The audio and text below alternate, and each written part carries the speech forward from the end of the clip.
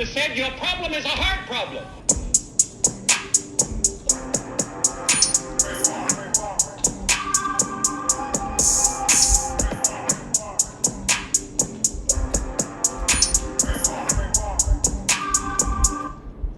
This one for anybody on the scope. This one for anybody losing hope. Pray for your enemies, keep them close. Pray for your enemies, keep them close. God finna prepare the table. God finna prepare the table. God, thank you for this day. We just pray over the podcast. We pray over anybody listening. We pray over Nick, over his future in Chicago. We pray over BOUYA Rage Bomb. We just pray for his success and blessings over his life and everything that you want to do with that project, and for everybody in Springfield. In your name, amen. It's your host, Cash Money Morgan. I'm here in the loft, in the crib, on a Wednesday night with the one, the only, Nick. What up?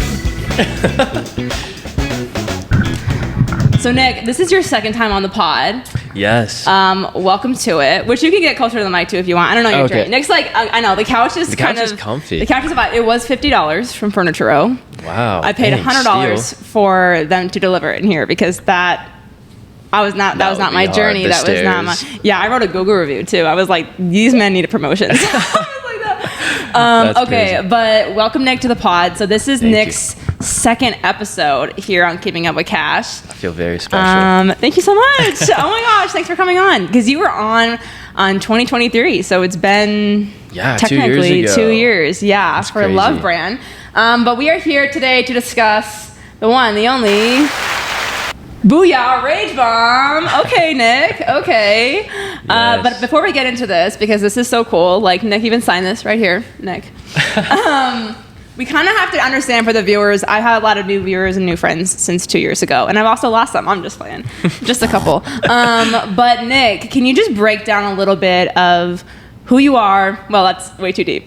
Let's back it up. Pretty much since Surface birth. level. Basically, like what you do, how you got to Springfield, and a fun fact about yourself. Yeah, for sure. Well, I am born and raised in Springfield, so I've lived here my whole life. And film has always been kind of like a passion of mine. It started with making little videos on my iPod Touch growing up and kind of grew from there. So once I graduated high school, I attended MSU for film production, but wasn't getting a whole lot out of the program, so I decided to switch my major to business because I didn't really know what I wanted to do as a career. I knew I liked film, but I didn't know if I could pursue it fully. So I switched to business, but still did film projects outside of school. So started with a short film, and then just finished our first feature film. And that kind of brings us to where we are today.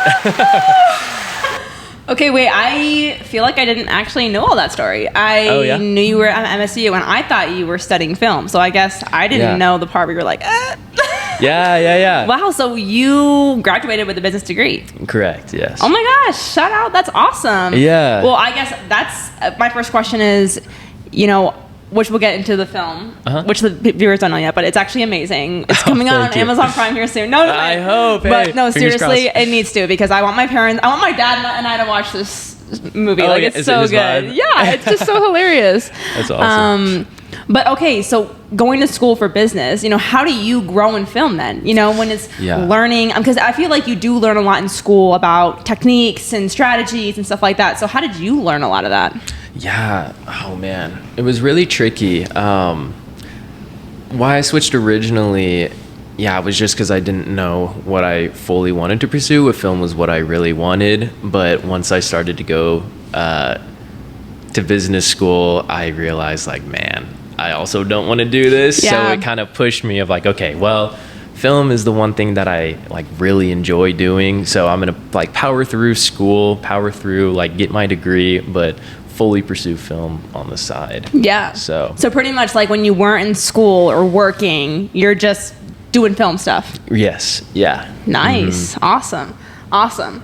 Okay. So now let's get a little bit into BOUYA Rage Bomb. Yeah. And then I still want to know a lot of context about you and the film. Because even said you used to do things on your iPod Touch. What was the first film that even inspired you to make films and short films and that kind of stuff? Man, That's a hard question. I don't know. Honestly, it was probably YouTube that inspired us when we were little. Don't be to shy. make, Drop like, the channel name, little you know? videos. Like, Oh, man. Well, we were really into like the Lego stop motion movies. So yeah, we would start by making those. There was like this little stop motion app on our iPod touches, and we'd make little Legos move. And then we started, just like filming each other and learning like how to edit. And yeah. So what was the OG editing system for you?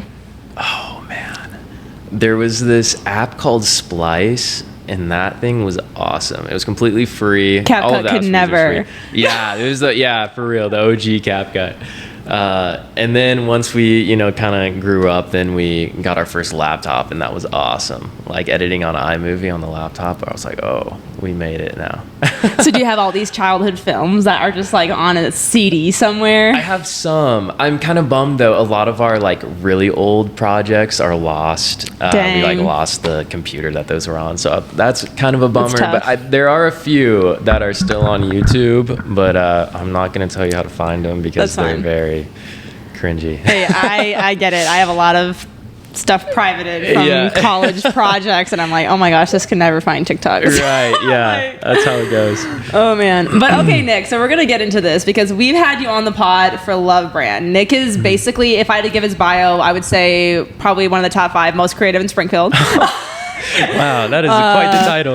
I'm not playing. I'm not even playing. But yeah, seriously, like, okay, BOUYA Rage Bomb. Can we give like the pitch to people of what this movie is about? Yeah, so it's about a 19-year-old living in a small town who has dreams of becoming a professional wrestler.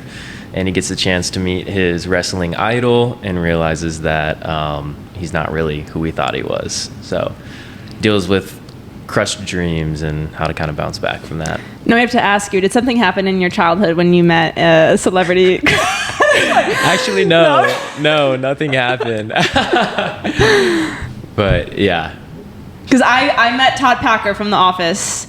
Oh, and a little bit, I was like, ooh, you're just like your character. Like, yeah? I mean, I don't know him for real. He could really honestly be a changed man. Like, I'm not the same person I was 2 years ago. But, right. But I feel like that happens a lot of times. People are like, don't meet your celebrity crush. That's what they say. That kind of thing. Yeah. Okay, so walk us through this whole process. Like, okay, so did you just have that idea, or how did this movie even come into creation? Was it like a lot of people's ideas? Yeah. So we had just finished our short film called James that came out in 2022, and I was kind of looking for like the next project to work on. I think at the time I had 2 years left in school, so I was like, okay, I have at least time for one more film project while I'm going to school and have the time for it. So I met together with friends and we kind of like spitballed just ideas. I knew I wanted to do comedy. I kind of had my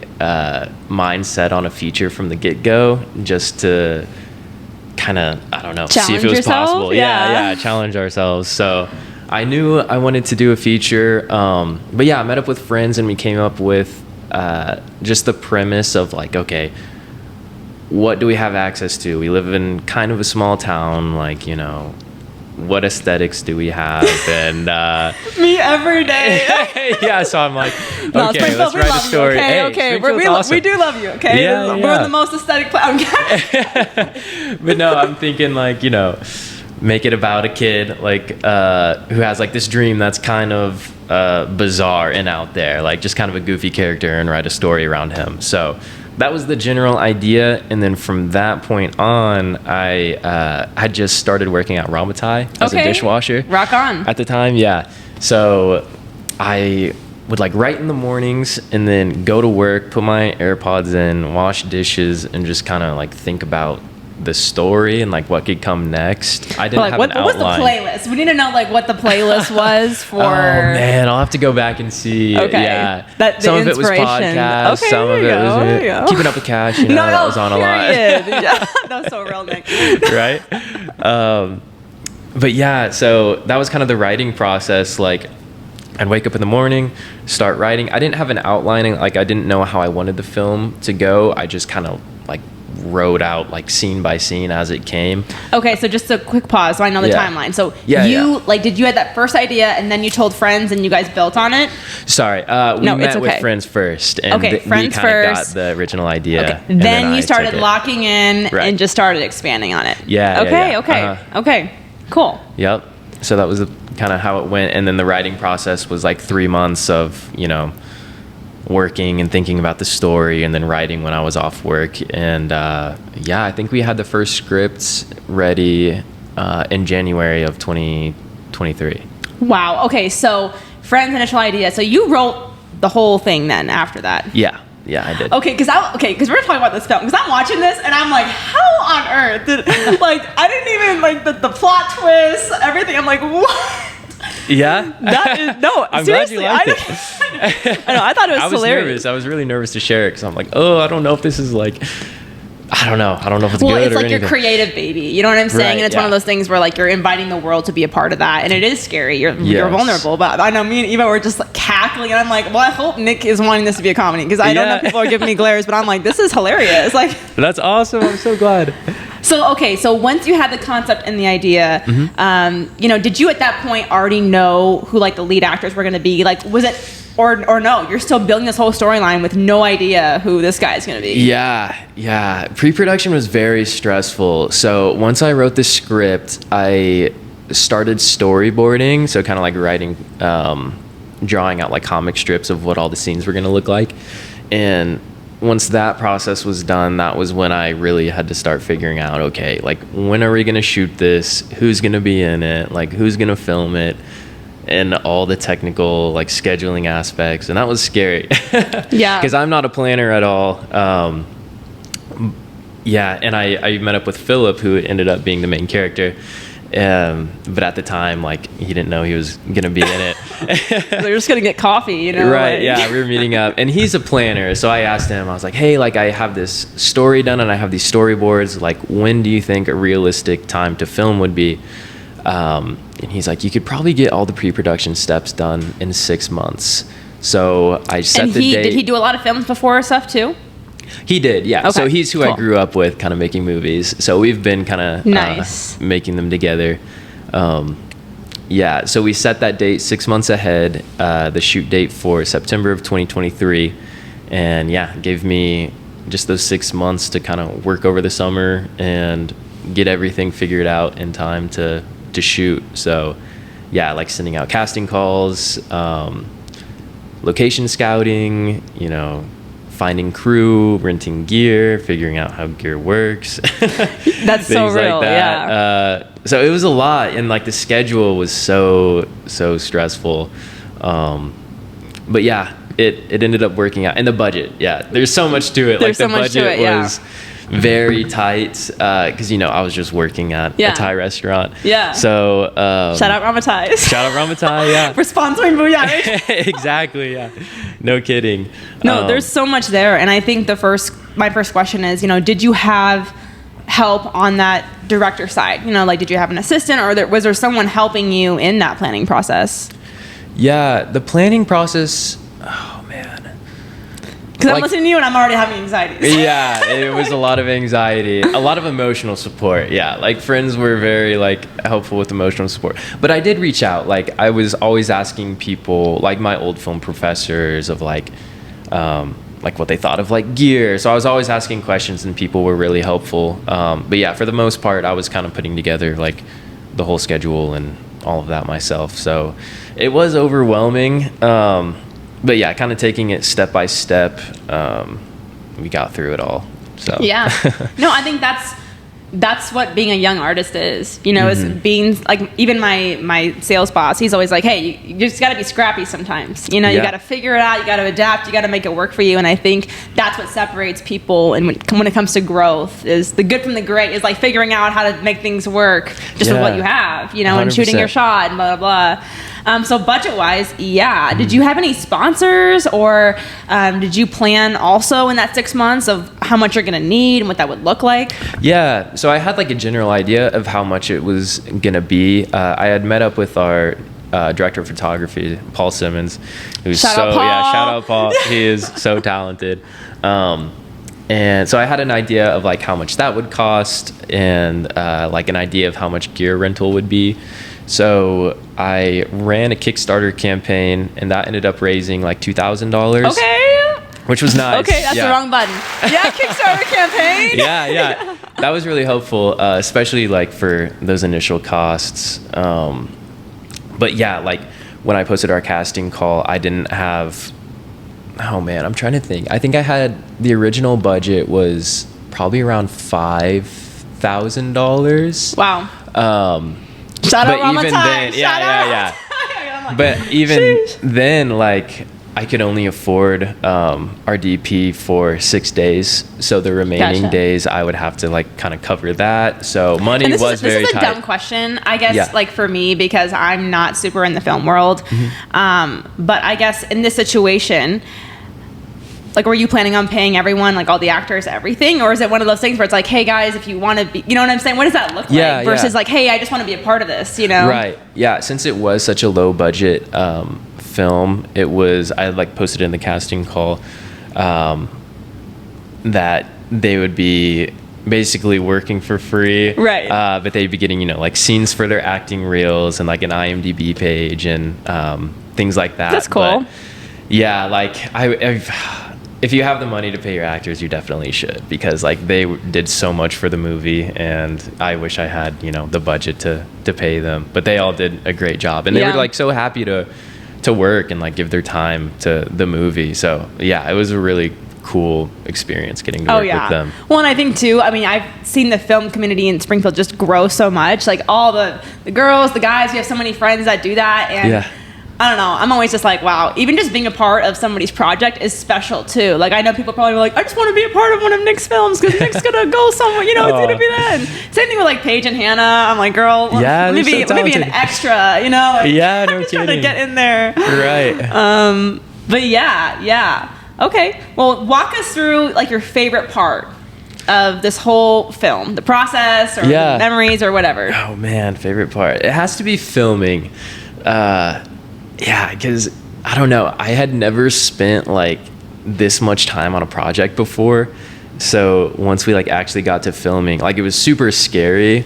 I remember I met up with trauma. Like right.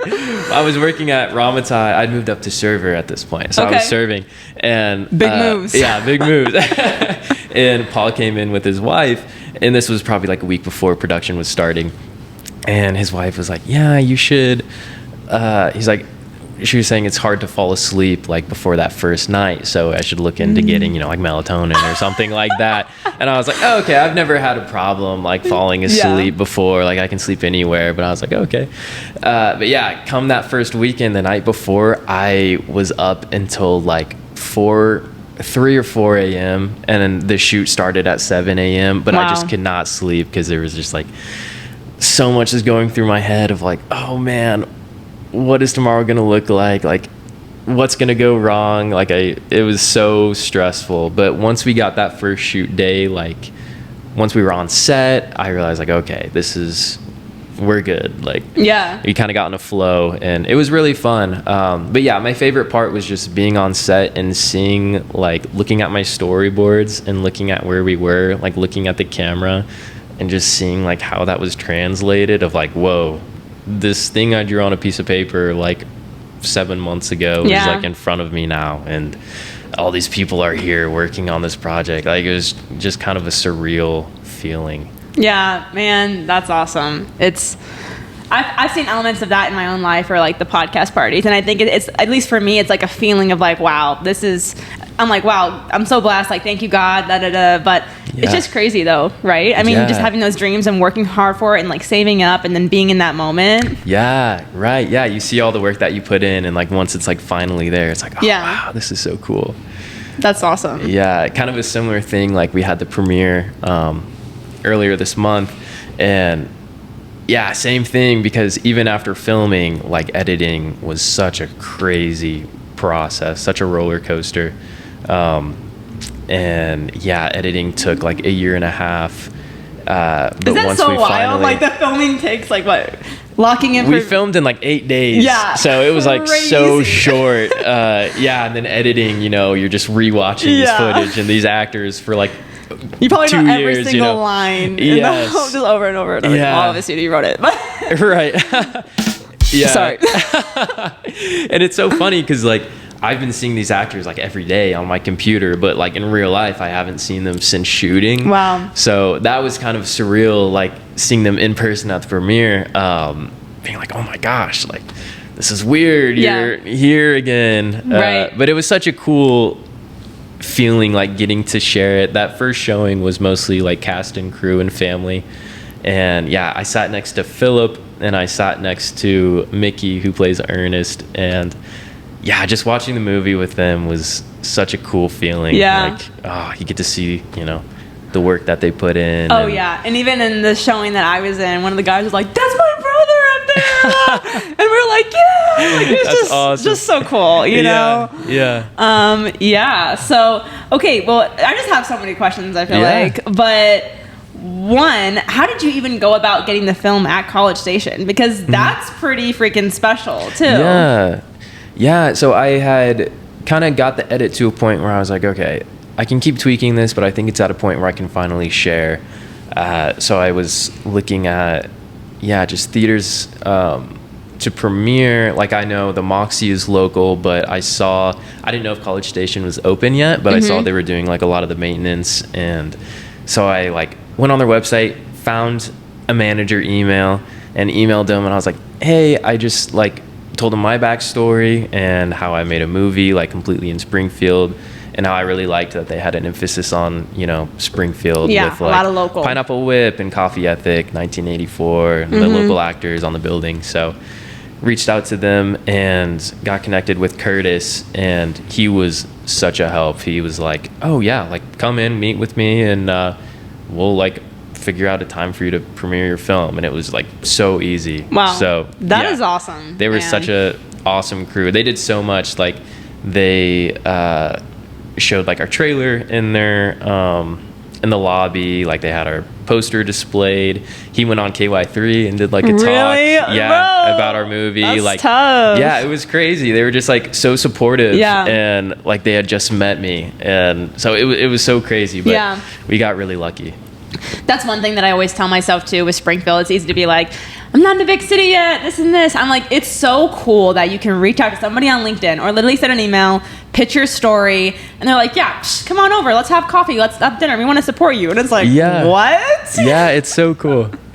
No, that's awesome. Okay, so back to the movie and the set. So I have so many questions because I don't know how you did all that by yourself too. Like costume design, where did that come from? Or even you had so many different locations. You had the house with the 70s carpet. I'm like, where did Nic find this house with this vibe? You're probably like, it's my house.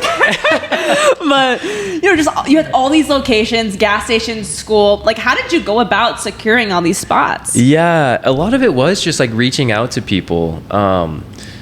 Like for costuming and like set design, Acacia, she did a lot of that for us, and she just has like a really good eye, so that was nice. And then for locations, whenever I was writing the story, I don't know why, but I had envisioned this kid's house who I went to middle school with. Okay. And I hadn't seen him since like 6th or 7th grade, but for some reason I was writing the story. And I was like, just like even in the storyboards, like I drew his house and everything. So I like reached out to him. The mom like hires a flooring person immediately after. I like texted one of my old friends. I was like, hey, do you have like this guy's contact? Like, can you send it to me? And he did. And I was like, hey, I know this is really weird, but like I'm working on like this movie project and was wondering if you're still in this house and if we can use it. And he was so chill. He was like, oh yeah, like feel free to like come shoot there. So it was kind of wacky, but that's how that went down. No, that's awesome. And I think everything you're saying about like shooting your shot and going for it, I'm very similar to that, and that's a very like entrepreneur mindset. You're whether it's a podcast or an opportunity, you're like, I'm gonna go find it, I'm gonna go get it. I'm just gonna, you don't receive if you don't ask. But not everyone is like that. So where do you think you got that drive to be like, hey, I'm just gonna go ask, I'm gonna reach out? Because people are scared of rejection. People are scared to just figure out a way to find a contact, you know? Yeah, 100%. And I am too. Like, I don't pick up the phone if I don't know, like, who's calling me. Like, I am just, you know. But, yeah, like, it was such a growing process for me. And I think the reason why it, like, came to be is just because of, like, the passion that I did have for the movie and, like, for making the movie. Because if that passion wasn't there, there's no way that I would have gone out of my way to talk to all these strangers and, like, you know, figure all this out, go Hit through up all the somebody stress. from middle school. Exactly. Yeah. So yeah, it was a growing process, but it was really cool to see, like, okay, I am capable of getting this together and, you know, planning this and making it happen. When that drive wanting to be like, if it's going to have my name on it, I want it to be the best it can be. And because of that, I got to figure out how to connect with the best, you know, and that kind of thing. Yeah. 100%. So we talked about a lot of awesome things in the movie. Now on set, during the whole process, what are some of the things that maybe didn't go as planned? Yes. Oh, man. So much. It'd be like that, man. It'd be like that. Oh, man. Well, one that I like to say is actually before we started the first, like, official production day, but this is the first time that I was meeting Kyle, who plays Nic Rage, the wrestler in the movie. And there's scenes where the main character Bonnie is watching the TV and there's, like, wrestling footage of his favorite wrestler, of Nic Rage. So before we started production, I had to film those scenes with Kyle. So I had talked to a boxing gym in town that had, like, a wrestling ring, and talked to him about filming there at night so that we could kind of, like, rig lights up to make it look like a big wrestling arena, kind of give that illusion.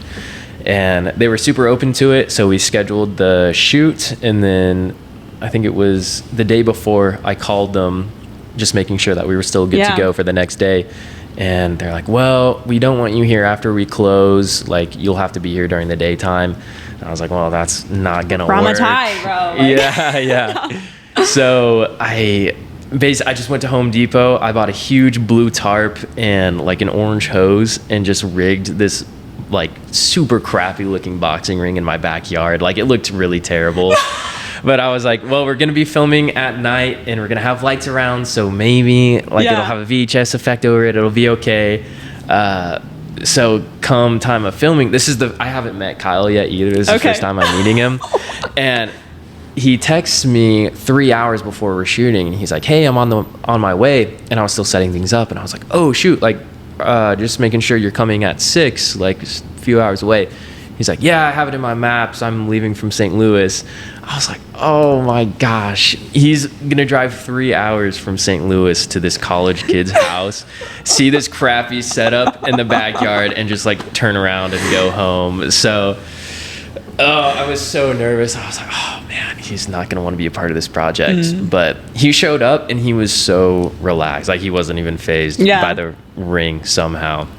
So, yeah, I got really lucky with him. So how did you, because, you know, casting call, was it like over Zoom, or how did you, because you said you hadn't met him. Yeah. Right, yeah. So we posted, Philip helped me with this. He's been kind of involved in the acting community in Springfield. So he posted the casting calls for me on like Facebook, a few different pages, like Missouri actors, and things like that. So he just reached out through there. Nice. Yes. That's so cool. I like literally watching the film, I never would have known. Yeah. I was watching the film and I'm like, where the heck did Nic get into a wrestling ring? Like, I was like, what? I'm glad you couldn't tell.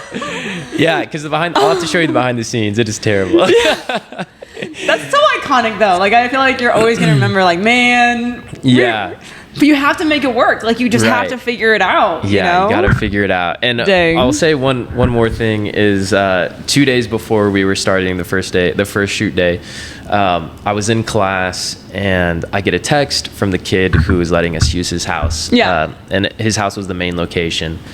And he texted me, he's like, hey man, he was living with his grandparents. He's like, my grandparents don't want you to film at the house anymore. 2 days before, I'm like, so in those situations, like, my body decides to throw up in those situations. Like, how do you process stress and anxiety? Man, It was like so a hard twitch or because something? I was in this quiet class, so I couldn't like scream, but I was just like, my eyes were like darting back and forth, or just like all these thoughts in my brain of like, oh my gosh, what is going on?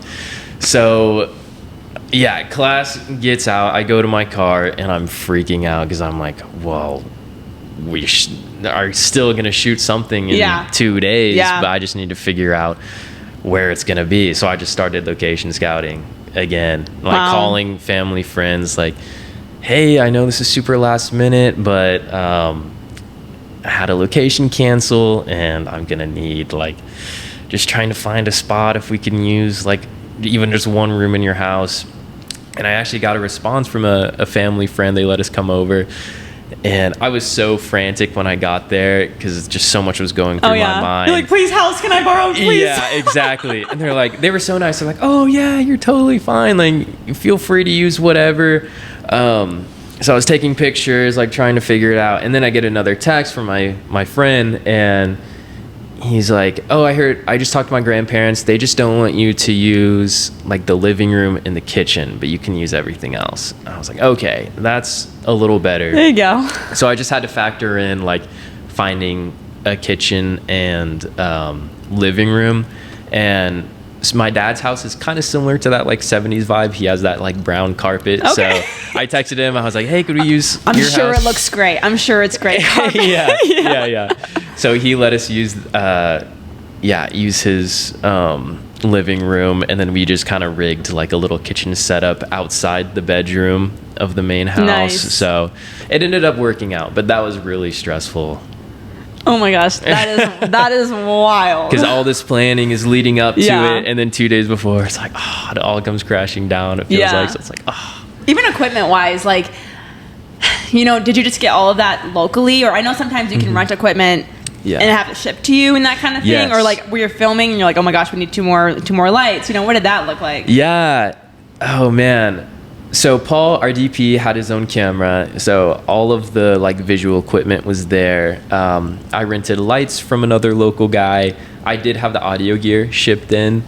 And that was scary too, because I had to have it back in a month. Yeah. So I was like, we need to get everything filmed in a month because this is all I can afford. I like those companies though, where it's cool that you can like, it's like Facebook Marketplace, and then or like Amazon, and you just like and schedule it. I'm like, that's kind of nice, Yeah, it is super cool. And then there's another app, I forget what it's called. I'll have to look it up, but it's basically like where local people like in your area will just post gear that they have that they're like open to rent, and you can just hit them up. Cool. Yeah. So like we that. were getting like C stands and stuff from this guy. I was renting him from him like every week, and he was like, oh, good luck with the shoot this weekend, and became friends through that. So that's awesome. He's like actually an extra in scene 4. Like, yeah, right. That's awesome. Yeah.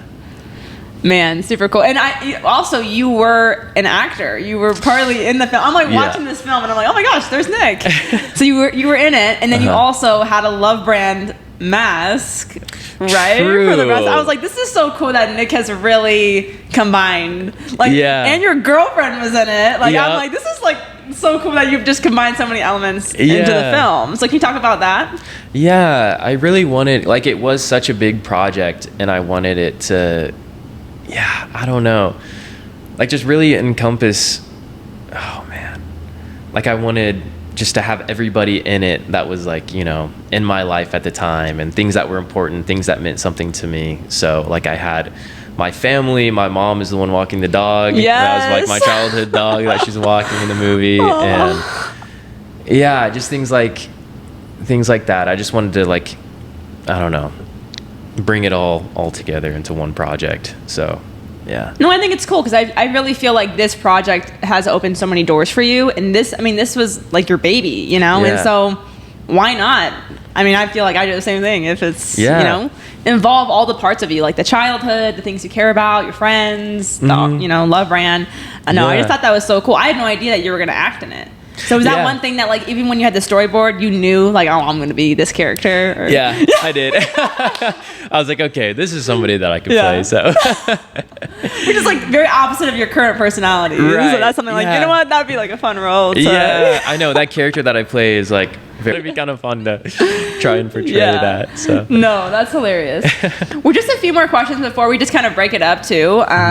Before I ask you more film questions, Nic, like, what's a unique thing about you? Like, I know we said fun facts, but what's something that's kind of weird, you know? I know I feel bad because, like, years ago, I'm like, I didn't know Nic. Now I'm like, well, now I play ping pong against Nic. Well, now I'm like, I know, you know. Yeah. But, you know, I'd be saying things on here like, I have a fear of eyeballs. Ooh, you know, so it's like people, you just don't really realize how odd people really are. Like, how weird am I? Yeah. Yeah. Like this is a total probably a TMI, but my coworkers and I were talking, and I shower with the lights off because I'm like not a morning person and I like an ambiance. So like I'll have like a lamp. But I just like a music video vibe. Okay. And I never thought it was weird until today at work they're like, what? I'm like, no, I'm not gonna wake up at 6:30 a.m. and turn the light on and have, I don't know. Yeah, it's just like my a journey. Lamp. I thought you were like pitch black, which yeah, that would no, be not kind pitch of black. weird. Like I need to like see where the shampoo is going. Like yeah, I was gonna say I'd be scared. No. Well, I mean, I might try it. Like, shoot, yeah. Rule it out, but man. I'm sure there's so many weird things about me, but having like irrational fears or like weird things you won't eat or, you know. I don't know. I mean, I'm afraid of like oysters, like eating oysters, but I feel like that's kind of normal. You'll probably get over that when you go to Chicago because they're really good. Like if you tried like the. I just hate the texture. Do you? Like texture is such a big thing for me, and so you've tried them. No. I've tried them. Okay, well, and you had like a little cocktail sauce, and you've had the little, you know. I've just had them like when they're in their clam thing. Right, but have you put any like little sauces on it and stuff? I can't remember. No? It was a while ago. That like makes or breaks the oyster. Really? Yeah, like I mean, I still like them, but like you're supposed to put a little cocktail sauce. I think it's a little horseradish, and it changes the game. Changes it? Yeah, it really does. I'll give them another go because it was a while ago. But yeah, if you throw up, do not put that on me. Okay. Yeah. Like so, besides filming, this is like the girly pop section of the podcast. Like besides filming, you know, what's a fun pastime you like to do in Springfield? Or like places you like to, pastime, places you like to hang out, or like food you like, you know, that kind of thing. Keeping it local, you know what I'm saying? Yeah, for sure. Well, I'm kind of biased, but eating out, I mean, Ramatai is just my go-to. Ramatai! Yeah, Ramatai. I'm giving a lot of shout outs. There we go. Yeah. But yeah, if I'm going out, like I really enjoy Mud Lounge. It's a nice vibe in there, just to like play board games or whatever, hang out with your friends. Yeah, for outdoor, I love Phelps Grove. Okay. Such a nice park in Springfield. I've been biking a lot more recently, and like all the trails are really, really nice. Is it just like mountain biking or just regular biking? Mm-hmm. Yeah, just like regular biking. Yeah, nice. I'm not like extreme or anything. Yeah. But not yet. Not yet. Maybe one day. I don't know. No, that's awesome.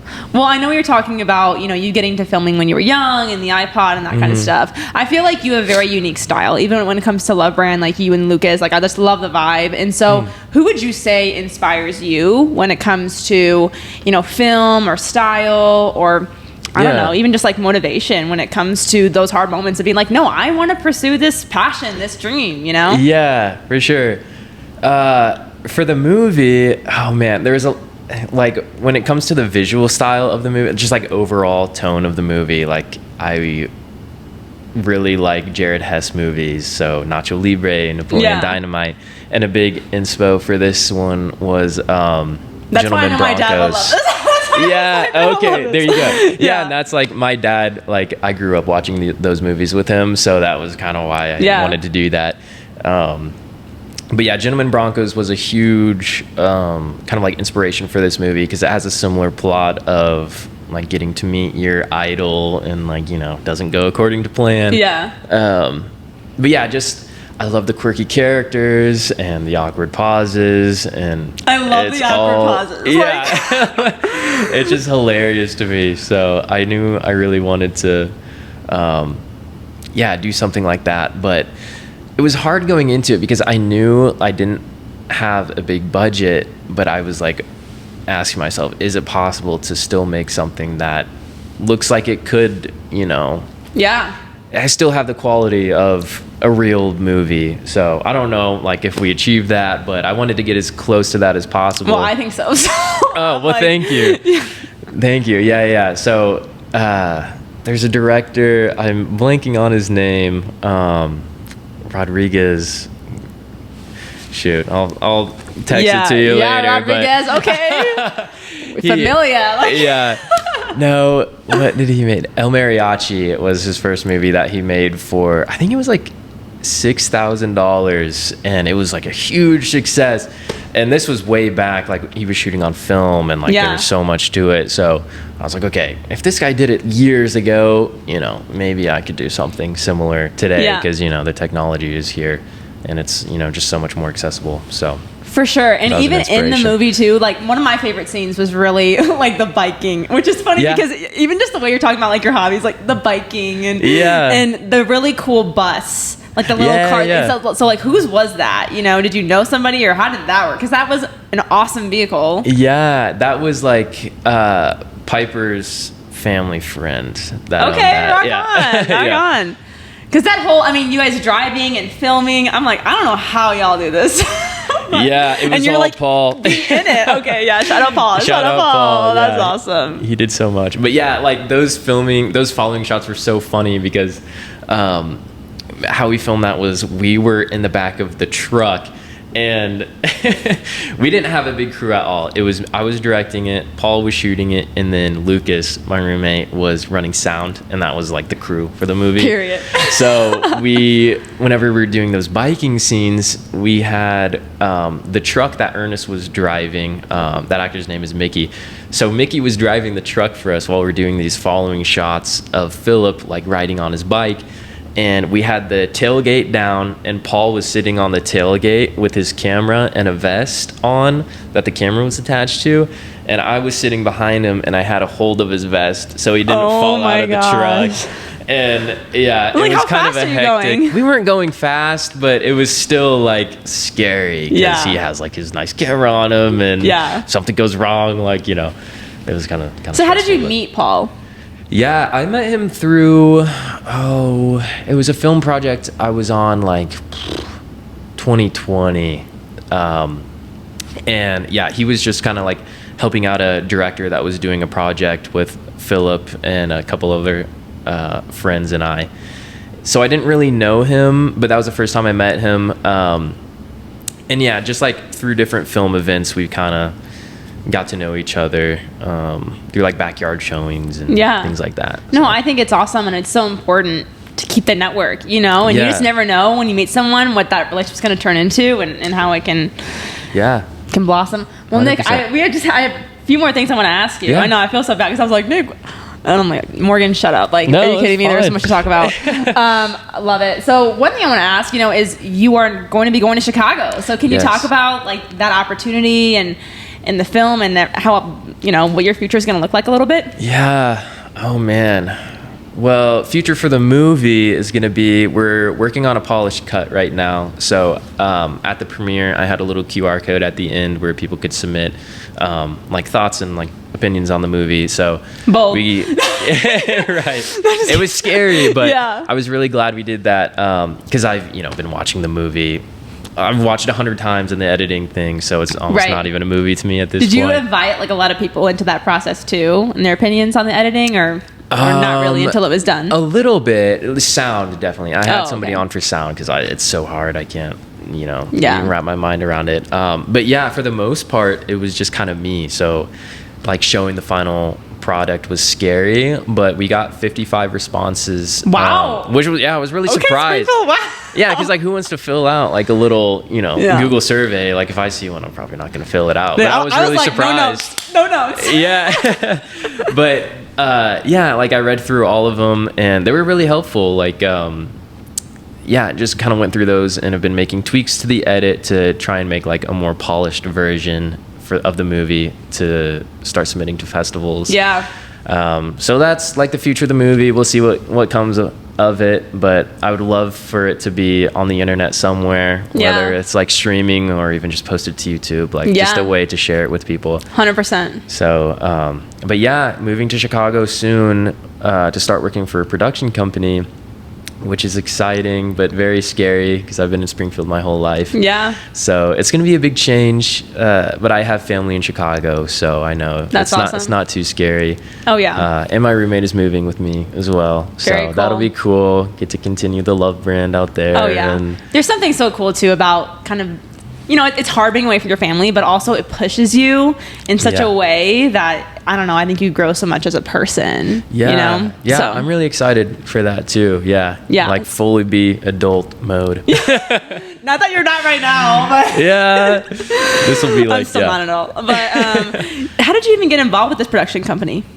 Yeah, so it was a family friend. It was my cousin was dating the daughter of one of Period. the head producers. So That's why Thanksgiving, those Yeah. family events don't matter. skip you out. guys. You Yes. gotta go. Yeah, so she got me in contact with the producer, and I got to tour the company like a few years ago, and it was super cool. And yeah, so I feel like I reached out to them just this past year once I was finishing up BOUYA, being like, hey, I'm going to be moving to Chicago soon. Like, I'd love to, if there's any opportunities of work, you know, just let me know.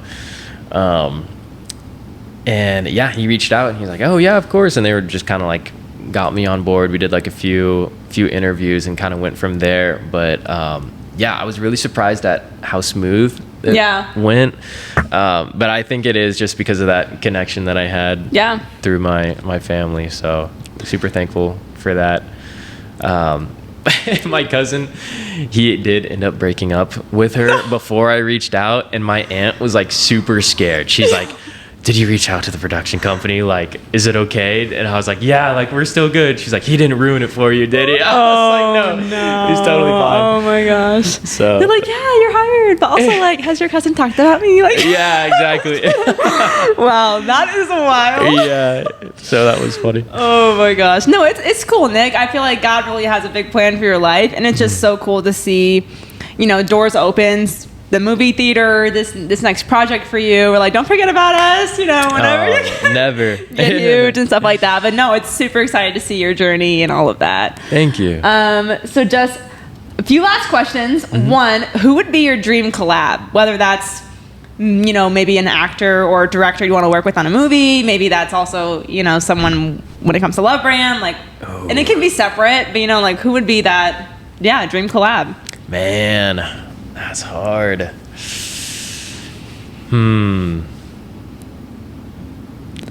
Looks like you didn't bring this one up in the prep. Yeah, what no, the it's heck? fine. I know. Man, I feel so bad. I'm like, ChatGPT could never. yeah, no kidding. Man, I mean, it'd be so cool to work with, you know, like Jared Hess and just see like how he goes about his movies. But yeah, I don't know. That's a hard question. I mean, there's so many actors out there that it would just be like super awesome to work with, but I feel like I'd be really nervous to work with them at the same time. 'Cause I'm like, I hear that. Feel like a poser. But. No. Awesome. Yeah. Sorry, I don't really have an answer. Hey, that's okay. Hey, let us know in 3 months. Yeah. And what's a piece of advice, I guess, you would give to someone that maybe is really interested in film and stuff like you? Because when you're telling me all these things, I know when you're in that thick of it, right? Like when you're dishwashing at Ramatai, trying to make that money, finish the storyboard, and you're having a rough day, you know, and you're calling your mom or whoever, and it's like, I just need encouragement right now. You know, like those are the moments that are really hard, that you grind it out. So I guess someone that loves film just like you is doing these things and it's like, man, I want to create art like Nick. Like, what would your advice be to that person? The biggest thing, like, it sounds kind of ridiculous, but you really just have to do it. Yeah. Like, you just have to start. Like, any project is going to be big, but as long as you just start it and commit to it, like, you can make it happen. You just have to take it one step at a time. And yeah, like with this project, I had no idea how big it was going to be, like how long it was going to take. And it was like daunting because it's like, you know, you finish writing your script and then there's another step. You get all the pre-production, you finish that. There's like always more steps to be taking. And like, I'm still taking more steps with it, with like, you know, finishing up, polishing the edit. So yeah, just be willing to like you want to look at the big picture, but also just focus on what's in front of you. Yeah. And give that your focus, and just take it one step at a time, and like you'll reach the finish line when it comes. That's good. What's something you wish you knew before you did all of this? It's like, oh dang man. it. Oh man, that's tricky. There's a lot. Like I wish I would have known about, everything that was gonna go wrong, so I could just plan better. For all those things that happen now that you've mentioned are just out of your control. Right. Like. It was a growing thing. Honestly, I don't know if I would change anything. Like it was such a growing experience. So I'm glad that everything happened the way it did. Yeah, no, that's awesome. That's so good. Giving up a cash the same way. Favorite song, favorite quote, and your legacy, what you want to be remembered as.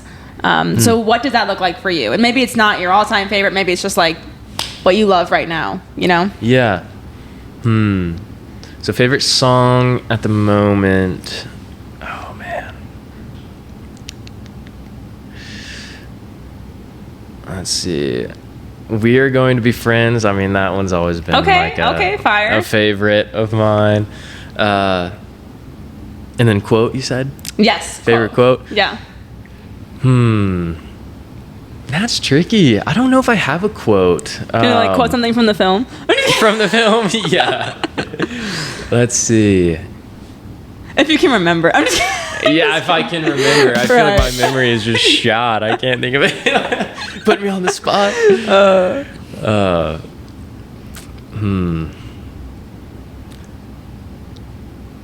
Man. Okay, what's the other one? It can be simple too. Okay, let's circle back. The legacy one? Yeah, like when you're 100 years old someday and someone's like, remember that guy, Nick? What do you want to be remembered as? Yeah, I guess just like be remembered as just being willing to like try things, like the guy who tried to I don't know, different things, like stepping out of like the comfort zone. I think is a big thing.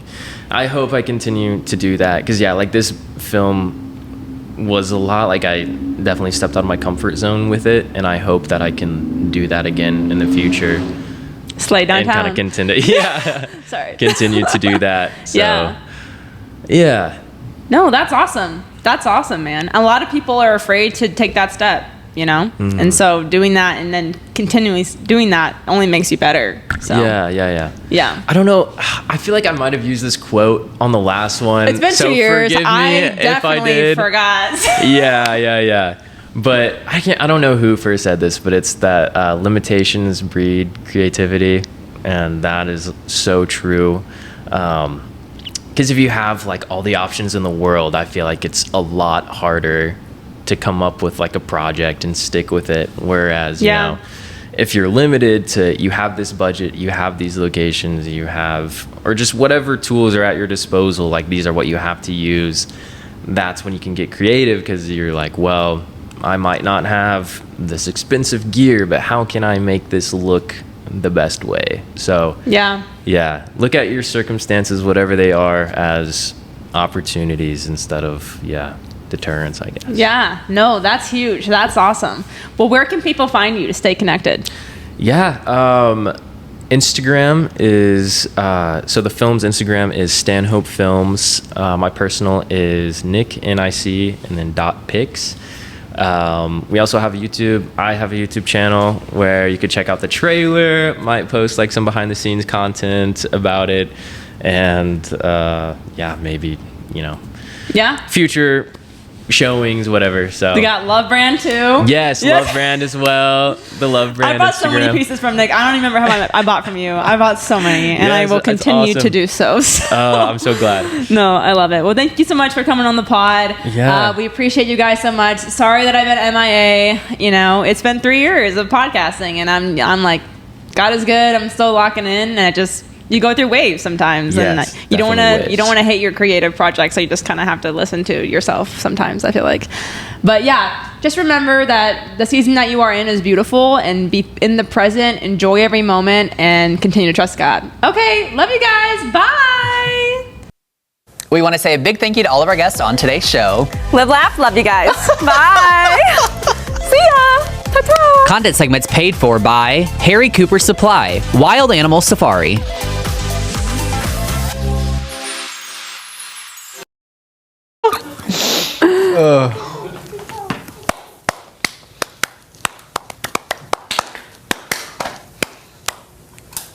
Are we supposed to start? Or? I don't know, I'm waiting. Head, shoulders, knees and toes. Knees and toes. I just be a trap mix. So my arms are tan, but my face is white, but that's okay. I don't know where that was Because going. day to night, Oh. Ozarks Live, you know how it be. Ooh. Like in me, Billy over thee. Oh, over thee. Over thee. Up. Ozarks Live. That is the word. It is the vibe. Lots of birds. Lots of birds. I Yeah, oh my God. honestly, the track is hot. Like, I think she should just take it. Guys, I'm hey, like, guys. wow. Ozarks vibe here. Oh my If God. you actually gave me like 10 minutes, I could cook something up real quick. No, I know you could. The thing is, I believe you.